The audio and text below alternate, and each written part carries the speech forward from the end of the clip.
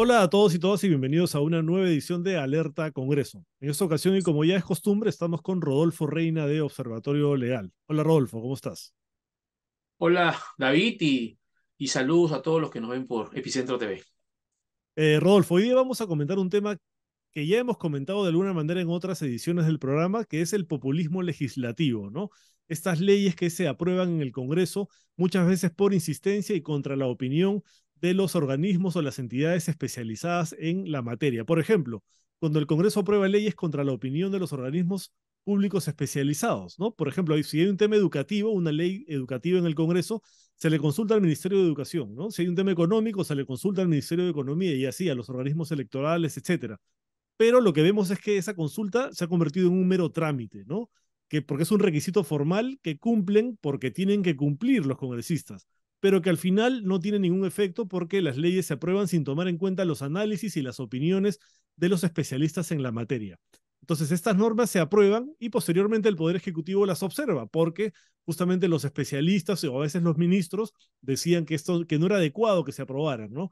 Entonces las leyes regresan al Congreso, pero al final eso no importa porque se terminan aprobando por insistencia, ¿no? Porque para eso solamente se necesitan 66 votos y ya hemos visto que cuando se trata de salirse con la suya, se logran grandes consensos en el Congreso. Entonces, para frenar esto, el Ejecutivo ha planteado una modificación del reglamento del Congreso, ampliando el plazo para que el Congreso pueda analizar y debatir las autógrafas de ley que han sido observadas por el Ejecutivo, para así evitar que se aprueben por insistencia de forma express, que es como viene ocurriendo.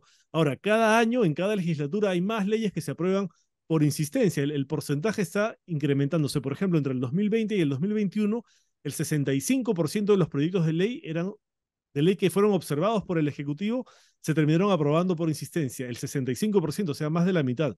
Entre el 2021 y el 2022, el Congreso aprobó por insistencia 53 leyes de las 84 observadas, o sea, también mucho más de la mitad. Entonces, mi pregunta va por ahí, Rodolfo. ¿Cómo hacer para evitar que el Congreso apruebe por insistencia, a pesar de que el Ejecutivo haya observado estas leyes y contra la opinión, además de los especialistas, los ministros, los titulares de los organismos encargados en la materia? ¿Te parece adecuado este proyecto que está presentando el Ejecutivo justamente para tratar de frenar lo que llamamos populismo legislativo? Bueno, sí, en principio creo que es necesario abordar este tema, ¿no? Porque como tú han dicho, o ya has dicho, en los últimos años se ha dado un incremento significativo de esto lo que se ha denominado el populismo legislativo, ¿no? Una muestra de esto es, por ejemplo, que en estos 2 años ya de periodos anuales de secciones que se han dado, y estamos empezando el tercero, ya se han presentado más de 5.100 proyectos de ley, Wow. ¿no? Lo cual es una llamada de alerta, porque no se trata de que el Congreso se convierta en una fábrica de leyes, y más aún los parlamentos modernos lo que plantean es un énfasis en el control político de los gobiernos, antes que ser una fábrica de leyes y leyes sin calidad. Entonces, sin duda, preocupa cómo se ha ido incrementando las observaciones que ha hecho el Poder Ejecutivo a muchos proyectos de ley aprobados en el Congreso y sobre todo por la incidencia presupuestal que tienen muchas leyes que se aprueban, ¿no? Y las cuales, como todos sabemos, de acuerdo a los principios que guían la constitución económica del país, deben sustentarse en un principio de equilibrio financiero. Y muchas veces en esta guerra por quién más ofrece y más cosas aprueba en favor, entre comillas, de la población, los congresistas están en una guerra permanente de presentar proyectos de ley que generen gastos al Estado. Entonces yo creo que ahí hay un punto de reflexión que debemos hacer. Por ejemplo, una data importante es que desde el año 2006 a la fecha se han observado más de 753 proyectos de ley. O sea, ha habido 753 autógrafas observadas. Y han sido aprobadas por insistencia en este mismo lapso 268, ¿no? Sin duda, estos 2 últimos años de periodos legislativos han marcado un incremento significativo. Se ha disparado, ¿no? Se ha disparado. Han habido 203 observaciones y han sido aprobados por insistencia aproximadamente 82. Esto nos llama la atención poderosamente y nos llama a una alerta. Hay algo que hacer. Es cierto que el Congreso y el gobierno no necesariamente tienen que estar de acuerdo en un determinado punto, ¿no? Pueden tener diferentes enfoques o diferentes políticas públicas que requieren alguna normatividad. Eso creo que es innegable, porque muchas veces, y más aún en estos últimos periodos parlamentarios o mandatos presidenciales, no necesariamente la mayoría oficialista o el gobierno de turno tiene una mayoría en el Parlamento, y eso obliga a cierto diálogo político. Y reafirma un poco que algo que debemos tener en cuenta. Nuestro sistema de gobierno, nuestra forma de gobierno está, si bien está regida por el principio de separación de poderes, ¿no es cierto? Que tiene una serie de manifestaciones que ya lo ha desarrollado el Tribunal Constitucional. La primera de ellas, el principio de separación de poderes propiamente dicho, que tiene que ver con las competencias que tiene cada poder del Estado y cada organismo constitucional, las cuales deben ser respetadas.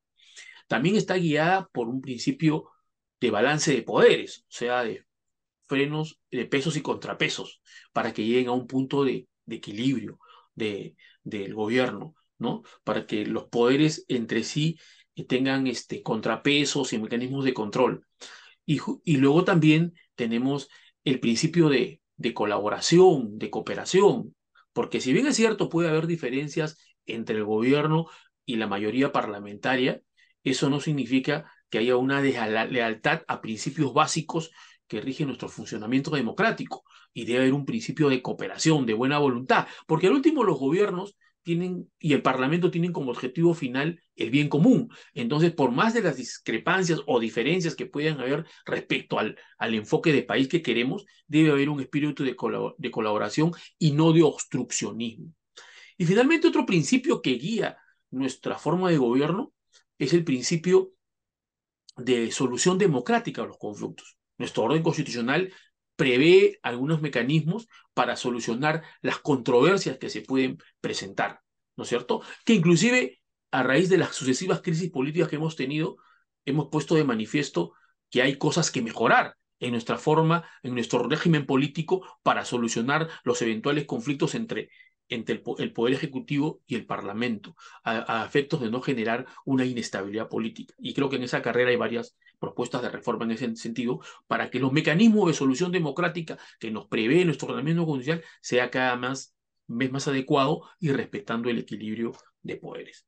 Pero volviendo al tema, era importante hacer esta precisión conceptual de los principios que guían nuestra forma de gobierno, porque a partir de eso podemos entender qué significa, pues, que cuando la facultad que tiene el presidente de la República de observar las leyes aprobadas o las autógrafas, como se llama técnicamente, aprobadas que se envían al Ejecutivo, ¿no? Entonces, ¿qué sentido tiene esto? Es justamente bajo este principio de separación de poderes, Claro. de búsqueda de balance de poderes, de búsqueda de equilibrio de poderes, es que nuestro ordenamiento constitucional ha previsto que el presidente tenga la posibilidad de observar las autógrafas que le son remitidas, que son proyectos de leyes aprobados en el Congreso, ¿no es cierto? Y se entiende que una vez retornada al Congreso esta observación, el Congreso debe generar un debate, una reflexión para ver si se insiste o se allana a las observaciones del Ejecutivo. Lamentablemente, una característica central de estas observaciones tienen que ver con el tema presupuestal, porque muchas veces hay iniciativas legislativas aprobadas en el Parlamento que tienen una incidencia en el gasto público que eventualmente pueden romper el equilibrio financiero y presupuestal que debe tener toda gestión pública anualmente. Entonces, generalmente hacen este tipo de observaciones. Pero lamentablemente, como detrás de ella el gobierno, los grupos parlamentarios eh, tienen intereses de carácter populista, inmediatista, de querer supuestamente sintonizar con la población, entonces utilizan la figura de la insistencia. Y como actualmente se requiere solamente 66 votos, la mayoría de grupos políticos, ¿no? Que están en este afán de ganar popularidad a costa del equilibrio financiero del Estado, obviamente insisten. Y es por eso este gran número de insistencias con que se aprueban Claro, es los fácil proyectos para ellos llegar a los 66 votos, ¿no? 16. Entonces, frente a esta situación, donde prácticamente el Congreso no tiene límites, porque el Congreso está en una carrera intensa de populismo legislativo, entonces se plantean, el gobierno ha plantado por su parte una propuesta que consiste fundamentalmente en establecer un plazo mínimo de reflexión, ¿no? Para que puedan ser dictaminadas. Porque una vez observado una autógrafa por parte del Poder Ejecutivo, retorna al Congreso y debe ser estudiada esas observaciones. Ujú.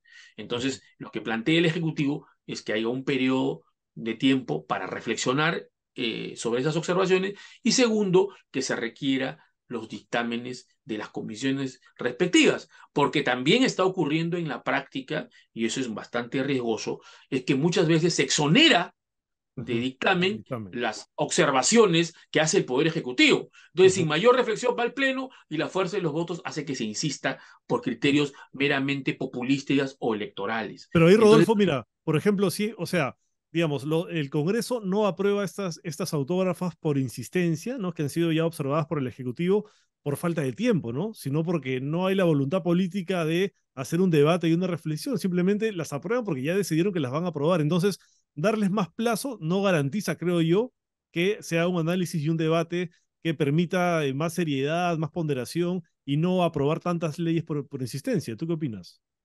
sí, es cierto. Si bien es cierto, y el gobierno en su propuesta plantea la necesidad de dictamen, que implica necesariamente un pronunciamiento y una posibilidad de reflexión del Parlamento y un pequeño tiempo para que se pueda debatir y justamente se conozcan con mayor detalle las observaciones. Es cierto que puede resultar insuficiente, y por eso ahí existe otra propuesta de reforma constitucional hecha en el Parlamento también para elevar el número de votos necesarios Eso para la podría ser insistencia. más Claro, efectivo, ¿no? ¿no? Se está planteando que sea 78 votos, actualmente son 66, ¿no? O puede ser más, porque la idea es que si hay un tipo de controversia, porque cuando lo que no debemos subestimar es cuando el Poder Ejecutivo hace una observación, es un tema materia de controversia, es un tema materia de conflicto, claro, de baja intensidad o dependiendo la relevancia del tema, del contenido de la ley de la autógrafa observada, refleja un conflicto. Entonces, tiene que mejorarse la forma como se soluciona ese conflicto.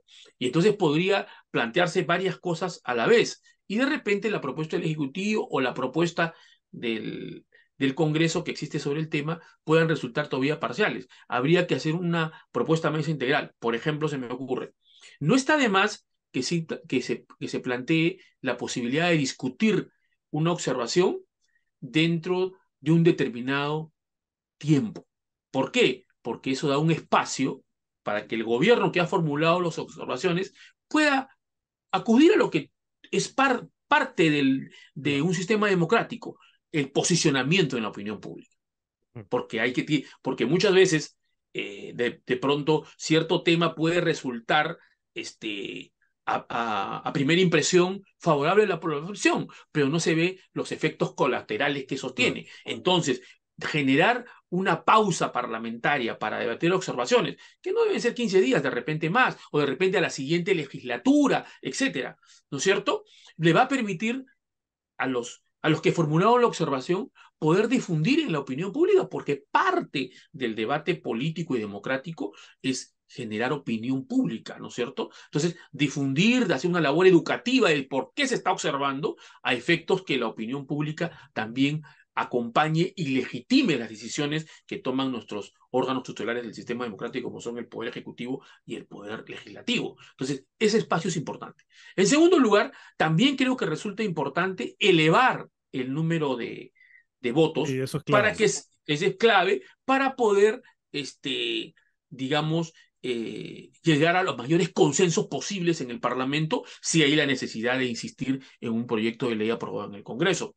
En, y en tercer lugar, también creo que es importante la necesidad que haya un dictamen y no se le permita la exoneración de dictamen, como está ocurriendo también en los últimos tiempos en la práctica. ¿Por qué? Porque eso obliga a que haya un estudio en las comisiones, se vuelva a estudiar, a reevaluar de manera sesuda las observaciones que han planteado el Poder Ejecutivo. Yo creo que los tres en su conjunto, estas tres de medidas podrían mejorar y podrían restablecer ese principio de balance, de equilibrio que debe existir entre los órganos que entregan el funcionamiento del sistema democrático. No podemos subestimar, como se está ocurriendo ahora, las observaciones del Ejecutivo y simplemente la fuerza de los votos, sin el mayor reestudio del caso, sin la mayor reevaluación, vuelven a aprobar una sentencia por criteriamente políticos y electorales.